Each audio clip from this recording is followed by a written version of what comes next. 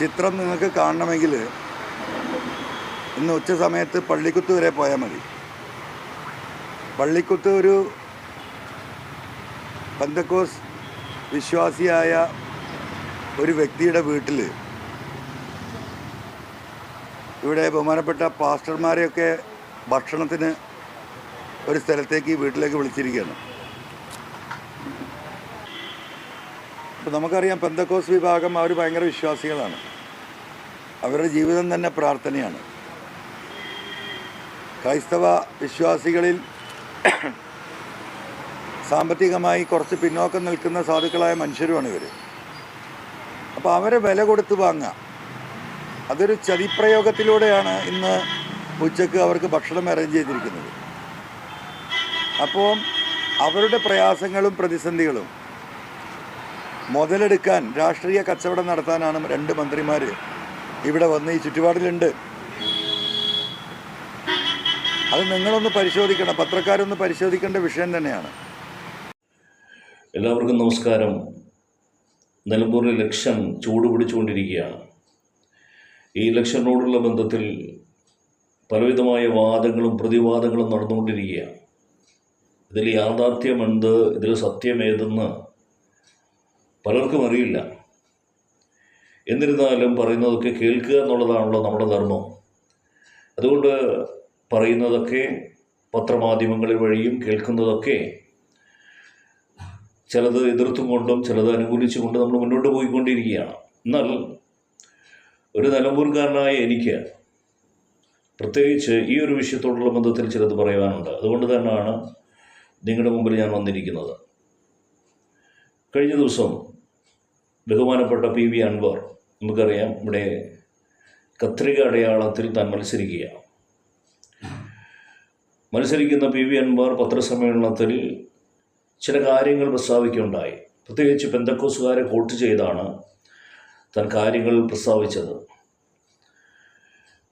ഒരു വലിയൊരു വിഭാഗം തന്നെ നിലമ്പൂർ ദേശത്ത് പെന്തക്കോസുകാർ എന്ന് പറയുന്ന വ്യക്തികൾ എന്നൊരു സമുദായം തന്നെയുണ്ട്.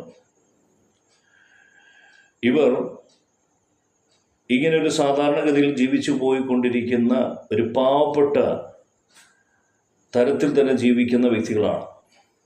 ഒരു കാര്യത്തിനും മുന്നോട്ട് പോകുന്നവരല്ല, ഒരു കാര്യത്തിനും പുറകോട്ട് പോകുന്നവരല്ല. അങ്ങനെ ഒരു മധ്യഭാഗത്ത് നിൽക്കുന്ന വ്യക്തികളാണ് ഈ പെന്തക്കോസുകാരെന്ന് പറയുന്നവർ. അതുകൊണ്ട് തന്നെ ഒരു വയ്യാവേലിക്കോ പ്രശ്നത്തിനോ കൊടി പിടിക്കാനോ ജാഥയ്ക്കോ സമരത്തിനോ ഒന്നും പോകുന്നവരല്ല പെന്തക്കോസുകാരെന്ന് പറയുന്നത്. അത് വ്യക്തമായി തന്നെ ഞാൻ ഈ വീഡിയോയുടെ മുമ്പിൽ ഇട്ടിരിക്കുന്ന അൻവറുടെ വാക്കുകൾ ശ്രദ്ധിച്ചാൽ അറിയാം. അദ്ദേഹം പറയുന്നൊരു കാര്യമുണ്ട്, അവർ ഒരു പ്രത്യേക വിഭാഗക്കാരാണ്, ഇവർ പ്രാർത്ഥനയിലാണ് കൂടുതൽ ഇവരുടേതായ ചിന്താഗതി. പ്രാർത്ഥനയാണ് ഇവരുടെ ഏറ്റവും വലിയ ആയുധം. പ്രാർത്ഥനയിൽ ഉറ്റിരിക്കുന്നവരാണ് ഇവർ. അപ്പോൾ തന്നെ അറിയാം, ആത്മതലത്തിൽ ആത്മീകമായ തലത്തിൽ മുന്നേറാൻ ആഗ്രഹിക്കുന്നവരാണ് ഈ പെന്തക്കോസുകാരെന്ന്. ഒരു മുസ്ലിമായ അൻവർ പെന്തക്കോസുകാരെ ഇങ്ങനെ ഒരു സാക്ഷ്യം പറയുമ്പോൾ അത് വളരെയധികം ശ്ലാഘനീയമായൊരു കാര്യമാണ്. അപ്പോൾ തന്നെ താൻ പറഞ്ഞൊരു കാര്യം ഇങ്ങനെയാണ്, ഇന്ന് ഒരു സ്ഥലത്ത് പെന്തക്കോസുകാർ അല്ലെങ്കിൽ അവരുടെ പാസ്റ്റർമാരെ ഒരുമിച്ചിരുത്തി മറ്റ് പാർട്ടികൾ അവർക്ക് പൈസ നൽകി അവരെ ചാക്കിലാക്കാൻ നോക്കുന്നു എന്നൊരു വിവാദ പ്രസ്താവനയാണ് താൻ പറഞ്ഞത്. യഥാർത്ഥത്തിൽ ഇത് സംഭവിച്ചോ എന്ന് ചോദിക്കുമ്പോൾ ഒരിക്കലും അത് അറിവുള്ളതല്ല, രഹസ്യമായിരിക്കുമല്ലോ ഈ കാര്യങ്ങളൊക്കെ നടക്കുന്നത്. എന്നിരുന്നാലും പാസ്റ്റർമാർ എല്ലാവരും അവരെ കൂടി എന്നുണ്ടെങ്കിൽ പോലും എനിക്കറിയപ്പെട്ട പാസ്റ്റർമാരൊന്നും അവിടെ എത്തിപ്പെട്ടില്ല എന്ന് തന്നെയാണ് എനിക്ക് തോന്നുന്നത്. പക്ഷേ അറിയപ്പെടാതെ ചില പാസ്റ്റർമാർ അവിടെ വന്നിരിക്കാം. വന്നാൽ തന്നെ ഇവരിൽ പൈസ കൊടുത്ത് ഇവരെ പാർട്ടിയിലേക്ക് സ്വാധീനിക്കാൻ അല്ലെങ്കിൽ വോട്ടിലേക്ക് സ്വാധീനിക്കാൻ വേണ്ടി അവർ പറയുന്ന രീതിയിലേക്ക് അവർ പോകുന്നുണ്ടെങ്കിൽ പോലും ഈ പാസ്റ്റർമാരുടെ വാക്ക് കേട്ട് ഒരിക്കലും ഒരു സഭയിലെ വിശ്വാസികൾ പോകുമെന്ന് എനിക്ക് തോന്നുന്നില്ല. കാരണം മറ്റ് കാത്തലിക്കോ അല്ലെങ്കിൽ യാക്കോബ സഭകളെ പോലെയല്ല, അച്ഛന്മാർ പറയുന്നത് പോലെ തന്നെ കേൾക്കുന്ന വിശ്വാസികൾ എന്നൊരു മാതൃക പെന്തക്കോസ്ത് സമൂഹത്തിലില്ല. പാസ്റ്റർമാർ എന്തു പറഞ്ഞാലും അതിൽ സത്യമുണ്ടോ നീതിയുണ്ടോ എന്ന് നോക്കി മാത്രമാണ് വിശ്വാസികൾ ചലിക്കുന്നത്. അതാണ് പെന്തക്കോസ്തുകാരുടെ ഒരു പ്രത്യേകത എന്ന് പറയുന്നത്.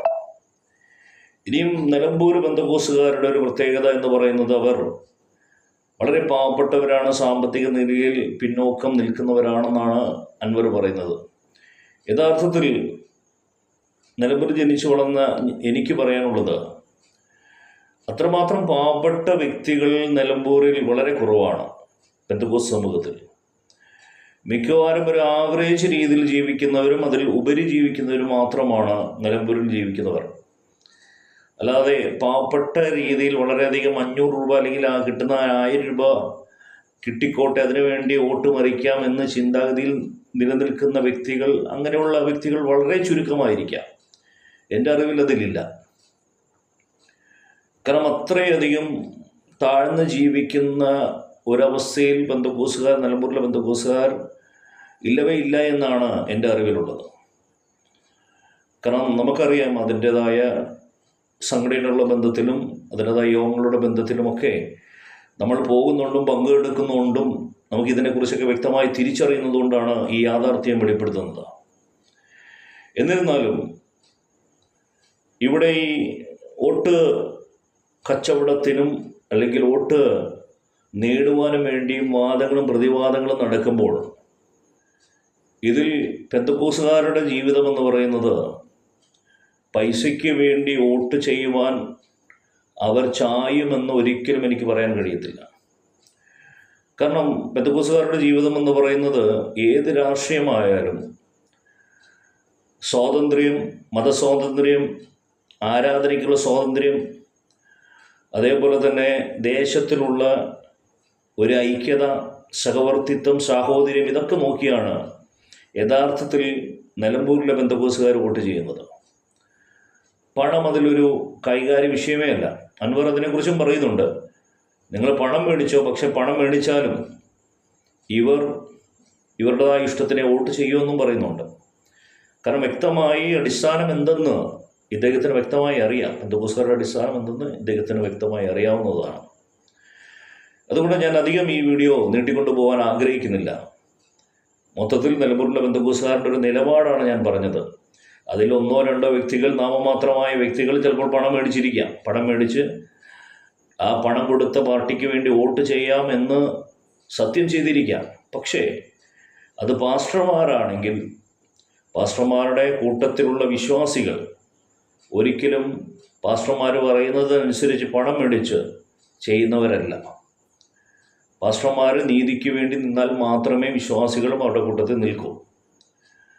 പണം മേടിച്ച് ഇന്ന പാർട്ടിക്ക് വേണ്ടി ചെയ്യണമെന്ന് പറഞ്ഞാൽ ചെയ്യുന്നവരല്ല യഥാർത്ഥത്തിൽ നിലമ്പൂരിലുള്ള പെന്തക്കോസ്തുകാർ. പകരം അവർക്ക് ന്യായമെന്ന് തോന്നുന്ന തലത്തിൽ മാത്രമേ അവർ വോട്ട് ചെയ്യുകയുള്ളൂ എന്ന് വ്യക്തമായി എൻ്റെ അനുഭവത്തിൻ്റെ വെളിച്ചത്തിൽ ഇരുന്നു കൊണ്ട് തന്നെയാണ് ഇതിനെക്കുറിച്ച് പറയുന്നത്. അതുകൊണ്ട് തീർച്ചയായും ആരും ഈ നിലമ്പൂരിലെ പെന്തക്കോസ്തുകാരെ തെറ്റിദ്ധരിക്കരുത്.